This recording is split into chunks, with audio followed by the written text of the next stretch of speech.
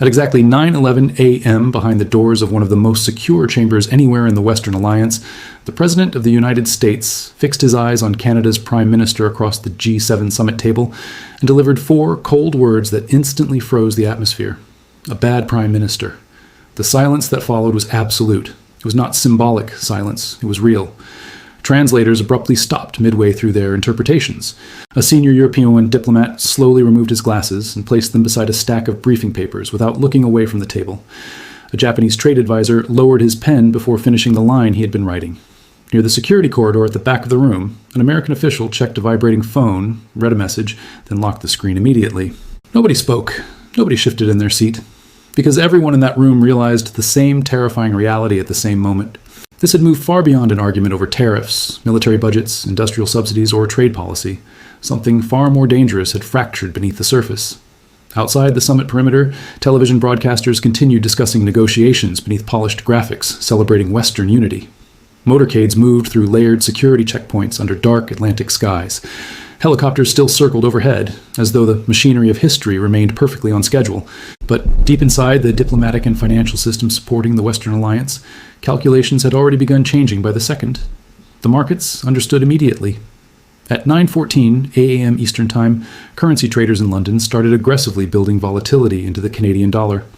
By 9:21, sovereign debt analysts in Frankfurt circulated private warnings to institutional clients regarding rising instability inside North American governance structures. In Singapore, shipping companies connected to Pacific energy corridors quietly began reviewing their exposure to potential retaliatory trade actions tied to Canadian export infrastructure. Before North American trading floors fully opened, billions of dollars had already started repositioning defensively.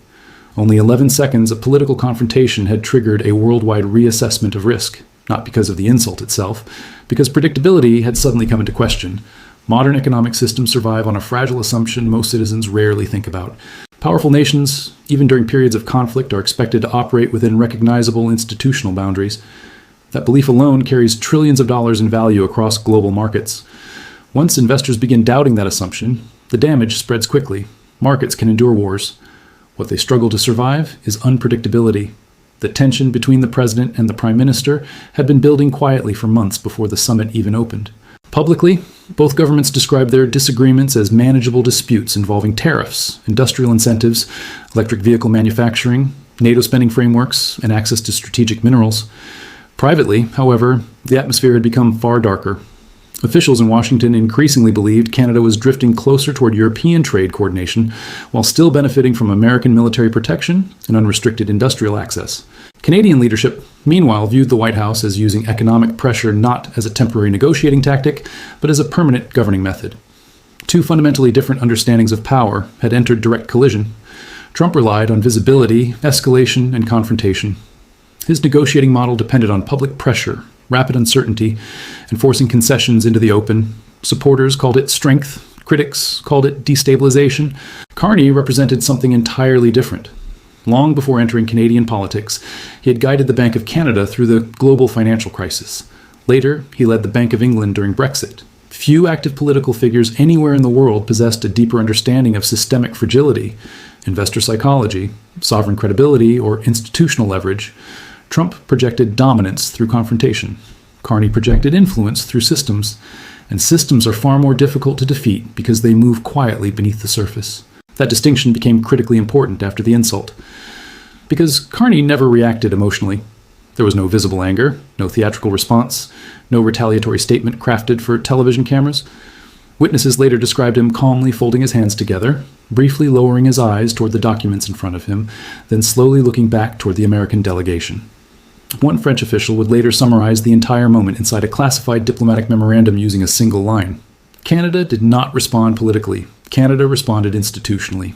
Well, that sentence deeply unsettled officials inside the room. Emotional leaders can often be managed through escalation cycles. Institutional strategists are different. They build consequences slowly, quietly, and over time. Within 90 minutes of the confrontation, senior personnel inside the United States Commerce Department reportedly requested updated exposure reports covering Canadian energy dependence, cross-border manufacturing integration, and strategic mineral imports. The numbers were deeply uncomfortable. Canada supplied approximately 60% of all imported crude oil entering the United States. It also remained a major source of uranium, aluminum, potash, hydroelectric electricity, nickel, along with multiple industrial materials connected to aerospace, semiconductor manufacturing, and military production.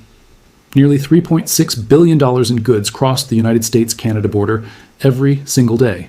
Every day. The Ambassador Bridge alone handled roughly 1/4 of all merchandise trade flowing between both nations. This was not a traditional alliance. It was an integrated economic organism. And integrated systems become extremely dangerous once trust inside them begins collapsing, because leverage works in both directions. By early afternoon, the mood across the summit compound had visibly deteriorated. Multiple scheduled bilateral meetings were suddenly delayed without explanation.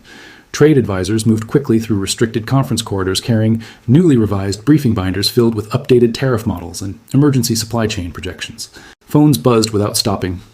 One German minister reportedly withdrew from a scheduled European media appearance after Berlin delivered an urgent warning regarding possible exposure inside the automotive sector if North American trade tensions escalated further, because the true damage had still not arrived. To the public, the confrontation continued looking like ordinary political theater. Inside ministries, central banks, and corporate boardrooms, officials recognized something far more dangerous unfolding beneath the surface.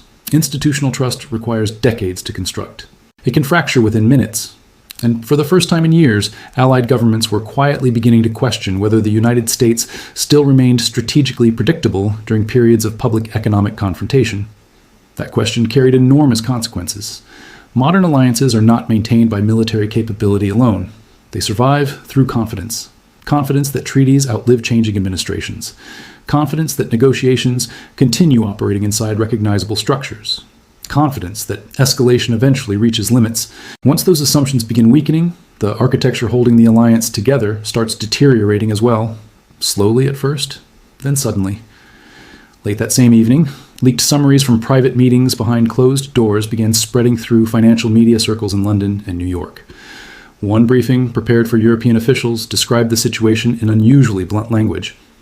Canadian posture suggests preparation for long-duration strategic decoupling scenarios. The translation was obvious. Ottawa was preparing for the possibility that the relationship itself had changed permanently, not temporarily. Structurally, markets reacted immediately. The following morning, the Toronto Stock Exchange experienced sharp volatility as institutional investors reassessed industries dependent on stable cross-border systems. Automotive manufacturing shares weakened noticeably. Logistics firms connected to the Ontario-Michigan Industrial Corridor came under growing pressure. Currency markets showed expanding hedging activity tied to possible retaliatory trade measures. Then, something unexpected happened. Canadian financial assets stabilized faster than analysts had predicted, not because the threat disappeared, because investors increasingly believed Ottawa had anticipated the confrontation long before it became public. Preparation alters perception, and perception redirects capital. Several major investment firms later admitted privately that Carney's calm behavior had actually reassured portions of the institutional investor community. Markets interpret emotional escalation as instability. Controlled discipline signals readiness. That subtle psychological difference immediately began reshaping international perceptions. Meanwhile, frustration inside the American delegation reportedly intensified. Pressure-based negotiating strategies depend on visible reactions. They require emotional responses, public concessions, or recognizable signs of weakness. Carney refused to offer any of them. Instead, Canada answered through institutions. Away from cameras and microphones, Canadian officials accelerated negotiations with European trade blocs regarding critical mineral cooperation and coordinated energy frameworks. Quiet discussions tied to Indo-Pacific manufacturing partnerships suddenly gained urgency. Infrastructure plans connected to Atlantic export diversification advanced rapidly. No dramatic speeches, no emotional retaliation, only institutional movement, and markets take that extremely seriously. One British diplomat later summarized the contrast with brutal simplicity. Trump was negotiating for the next news cycle, Carney was negotiating for the next decade. At that point, many Allied officials realized the summit was no longer centered on tariffs alone. It had evolved into a collision between competing models of power. One approach viewed leverage as public pressure applied aggressively in full view of the world. The other viewed leverage as long-term influence over systems, dependencies, incentives, and institutional trust. Power often mistakes size for permanence. History has demonstrated that repeatedly. Empires rarely begin weakening because they lack force. They weaken when allies quietly start preparing for instability behind the scenes. And that process had now begun. By the summit's second evening, body language throughout diplomatic receptions had changed in visible ways. Delegates who traditionally gathered around American officials increasingly dispersed toward European and Canadian circles instead. Conversations became softer, more guarded. At one reception, several ministers reportedly avoided discussing trade issues altogether whenever press-adjacent personnel moved nearby. Silence itself had become strategic. Then came the closed-door session that multiple officials would later describe as the turning point of the summit. No cameras entered the room. No public transcript existed afterward. Only national leaders, interpreters, and senior advisors remained inside. According to several diplomatic leaks released later, Trump escalated pressure during the exchange, warning allied governments that the United States would move independently if expectations involving trade and defense were not satisfied. The statement reportedly unsettled multiple delegations almost immediately, because unilateralism may sound politically powerful, but economically it introduces systemic uncertainty, and systemic uncertainty spreads far faster than most politicians expect. During one moment in the exchange, according to leaked summaries, Trump allegedly warned that countries benefiting from American markets should remember who carries the system. No delegation challenged America's economic size, yet several officials reportedly exchanged uneasy glances anyway. Because size and stability are not identical concepts, Carney's answer was remarkably short. According to two separate diplomatic sources, he looked across the table and calmly said only this: "Markets are listening to all of us now." Nothing else followed. Thanks for watching. See you in the next one.